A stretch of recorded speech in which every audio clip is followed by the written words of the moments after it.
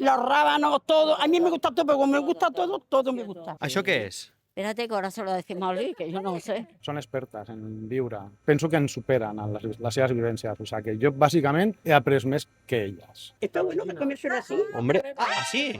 De- Luis, això es menja així, tal qual? Sí, pero tú qué te crees que no te lo... No, no, ya sé que no me quieres el mal, pero bueno, me aseguro. Como yo, mira. No me va... No, no. Mira. No tomamos esto. Pues eso. Está.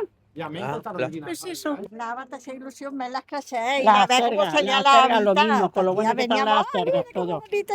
Eso se guisa en el cocido. Está, oh, madre mía. Lo más bonito es el compañerismo que tenemos, ¿no? El tiempo que pasamos juntos y bueno, y aparte pues aprendemos muchas cosas. ¿no? Mira, que te voy a enseñar la patata. Disfrutamos mucho aquí, nos han puesto también esta hora. Són gent que han sobreviscut a situacions una mica fotudes, quasi tots són viudes, estan molt contentes de ser viudes. Per tant, aquí l'espai fundamental és d'escolta. A partir d'ahí podem traslladar-ho a lo que és la taula de cultiu, o lo que és la formació agroecològica o jardineria o el que sigui. El año que viene, cuando vengas a hacernos reportaje, te vamos a dar una cestita con tomate y pimiento. Això què és? Taronjina.